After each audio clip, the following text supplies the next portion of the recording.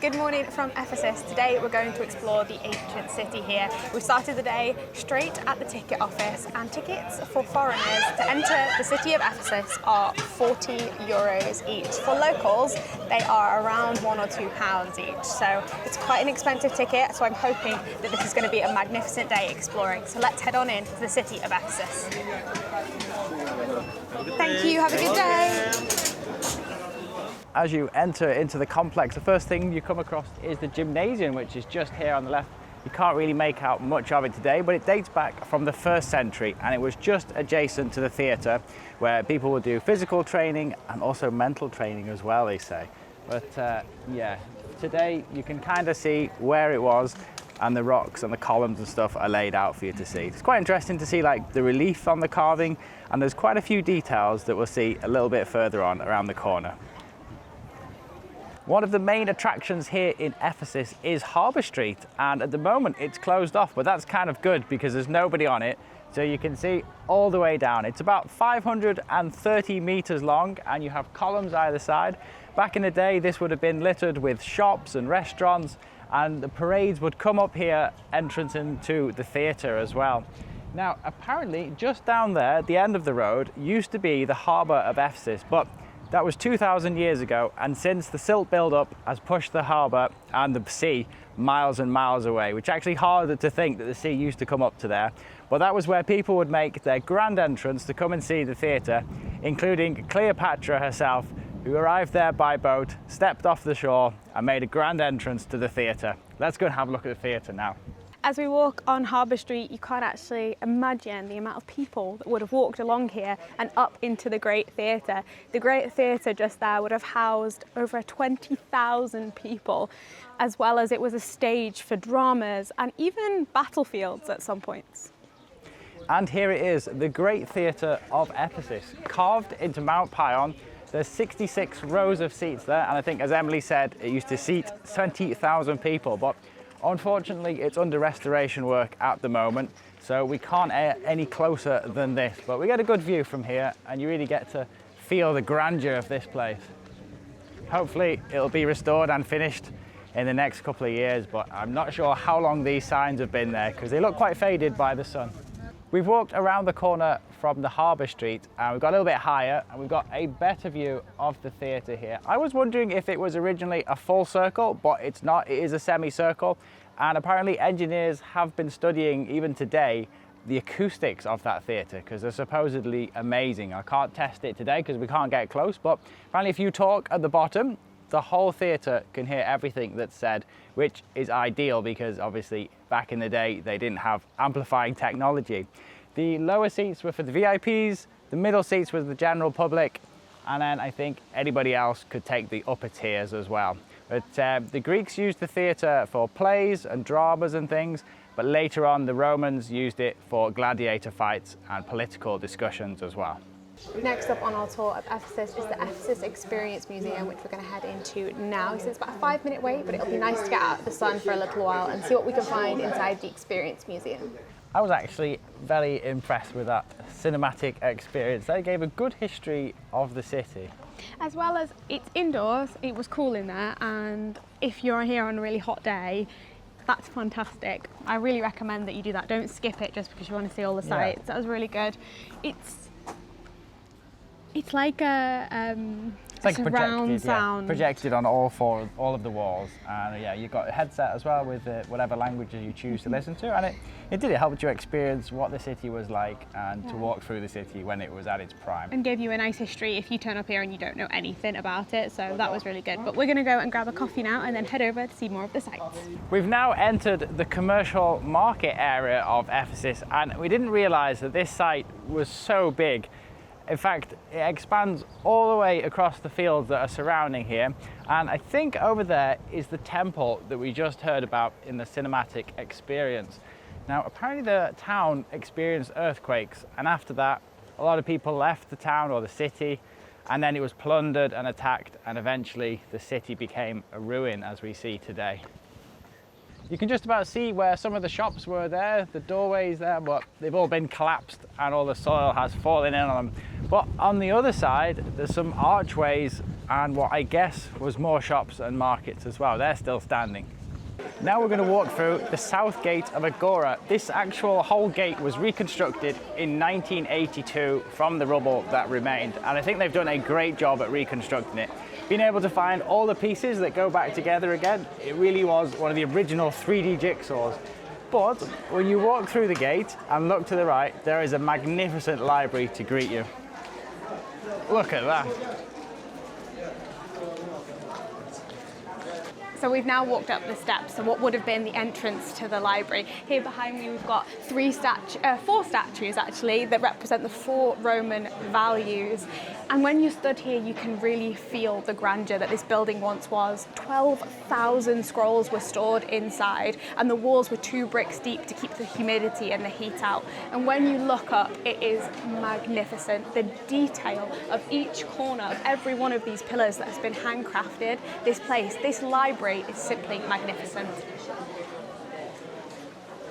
Commissioned by the son of Julius Tiberius Celsus, this library was absolutely magnificent, and he is buried underneath the steps there in a sarcophagus. I'm guessing was built here because this area also was famous for building sarcophaguses.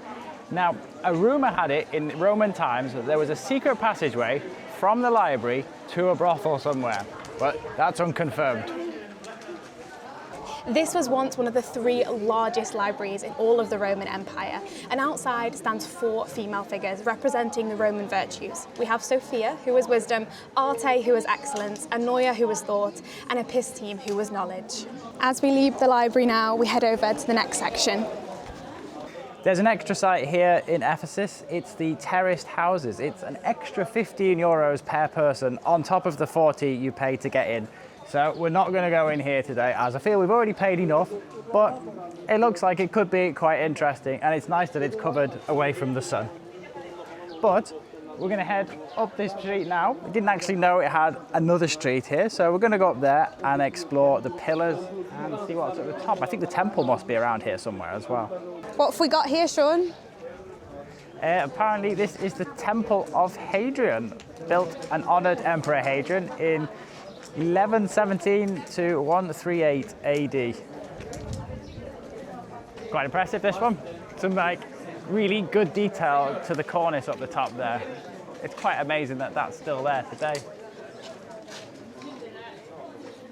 Do you reckon this was like an ancient back alley route? It does. What, you're thinking it's the secret passageway from the library? To the brothel, no. It's nice to explore a bit. This site sometimes feel very restrictive in where you can go.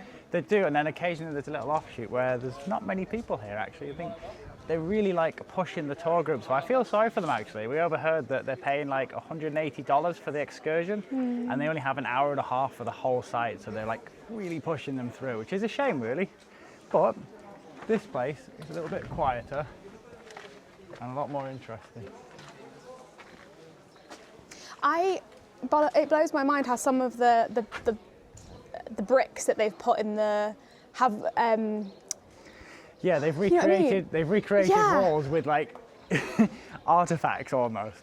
Like that's not original, is it? They've just thrown them up there to create like a wall. And why has nobody got anyone coming to see this guy? Who's this? Yeah, that one actually looks original, doesn't it? Whereas the ones down below were reconstructed. Yeah, the ones in the library are just recreations as well. The actual artifacts are in the museum. Oh, you can even go up here as well. Steps that have been rounded by many a footstep. One thing about this site in Ephesus is there is nowhere to sit. Nowhere, and there's hardly anywhere in the shade, so do make sure that you bring water and sun cream. I'm continually trying to apply it because there's just nothing worse than sunburn. I've already got quite a tan line from my time in Montenegro, so keeping up with as much sun cream and as much water as we can. Seem to have reached a bit of a bottleneck on the top of the street here, but this is the so-called Hercules Gate due to the carvings of Hercules in these pillars here. When they originally found these were all on the floor, and so they've kind of reconstructed it as best they can, but they think this is the sort of area where they once stood. So we're now at the upper part of Ephesus, and we're just going to walk through the area that used to be the water palace, but right now it is completely in ruins. I think they have found a few statues from this area, but they are all in the Museum of Ephesus. What do you think about Ephesus, Sean? I think this would have been literally one of the wonders of the world as far as cities go. It's a shame that, well, some of it's been reconstructed really well. There's parts that perhaps didn't have that much effort put into them, but I guess to reconstruct everything is very costly and time consuming. I was wondering if there's any way that these parts can be scanned and like AI can say where they all went maybe in the future. It's a great idea. That might be something that's possible, but there's so many pieces scattered here. It's really hard to know where to start if you were to do a reconstruction, and I guess a lot of it has been looted and taken over the years through the ages really, because they said that in that film that we watched. Look, there's something else over there, another wall, circular. Yeah, it's a really big site, isn't it? It is. That looks like another little theatre as well. Should we head over there? I think so. Gonna head into another theatre. I think this one's a little bit smaller than the grand theatre that we saw before, but still, wow. This one has been reconstructed, again, really well, this one. So this small theatre would have housed around 1,500 people and was mostly used for small gatherings, political, as well as a few dramas, comedies and music. Standing down here where the performers would have performed, and you think about the fact that this is relatively small theatre with 1,500 people, you cannot imagine the amount of people that would have been in the Great Theatre with 25,000 plus spectators. I know Sean and I probably have around 20,000 of you watching, so imagining that and all these people and all these seats filled, I think we'll move on. It's already 5 o'clock today. I feel like we've been here a long time because we have. There's so much to see here. But one of the last things to see is the public toilets here that the Romans introduced, the communal toilets. Not something that we've brought into the 21st century, thank goodness. But yeah, there's only a few of the original ones still standing there. I think the marble ones are the original ones, and they filled in the gaps with the concrete. But it is quite a long drop down there, which I guess is where the phrase the long drop came from, to call it. I don't know if it came from the Romans or if it came from the castles when they used to put it on the top of the turrets, but the same applies. It's quite an amazing view of the library from here, ironically. It is, isn't it? I think if you want the picture here, it's just on this corner here. It's quite a good vantage point, and it's just off that main street, so it's not too busy up here. I think that's my favourite ancient building. Is it? More than Baalbek? More than Baalbek. It's very similar to the Baalbek, actually. It is, isn't it? Yeah. Should we head back through and see if we can find the Church of St. Mary? I think so. It's coming up to 6 o'clock. The sun is just starting to lower in the day. I'm pretty tired. I don't know about you, Em. It's been a jam-packed day, but what amazing sights we've seen here in Ephesus. It has. It's been pretty impressive, hasn't it? I didn't know much about this site when we came, but yeah, there's a lot of like archaeology just thrown about, scattered everywhere. mismatched. You're literally sat on it. Yeah. Some of it's been put in places where I don't think it originated. There's like cornices being used as flooring, but yeah, they've done the best they can with the site. But I think now we're just walking through the Church of Mary, and we're gonna make our way back to the city where the Temple of Artemis was, is that right? Yeah, it's back where we're staying in the town of Celsus. So we're gonna head back there. It's around 3-kilometre walk, and so we're gonna head back there, hopefully get some dinner, and we might take a look at it. Depends on how much sunlight we've got left of the day, because I am so hungry. Yeah, they've only had a little breakfast this morning. We didn't have anything during this day, but this sort of temperature, you don't really want to eat it. So yeah, we'll make our way back to town now. If we can see the Temple of Artemis, that's great, because she was the goddess of this entire city, and they believed that it was her that was protecting this city. So the whole city was built around the goddess of Artemis.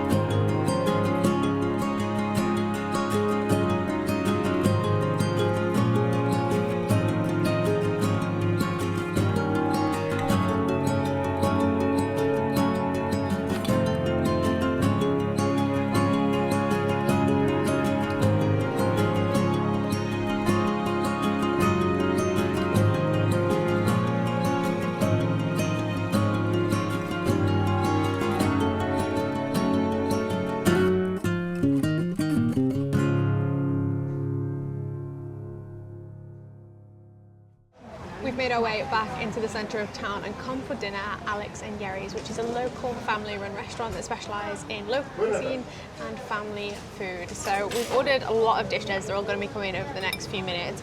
Sean went for a tomato and bean dish. I've gone for a shepherd salad, also a green salad, and we've ordered some rice and some other stuff is going to be arriving in a minute. But I'm really interested to try this. I'm not a big bean fan. Like, I don't like baked beans, I know, but I'm gonna give this one a try. Oh my goodness, that's lovely. That is so tasty. The tomato sauce kind of tastes like your grandma's stew from back in the day, full of flavour, and the beans are really nicely cooked. Not mushy, still got a little bit of a crunch to them. That's fantastic.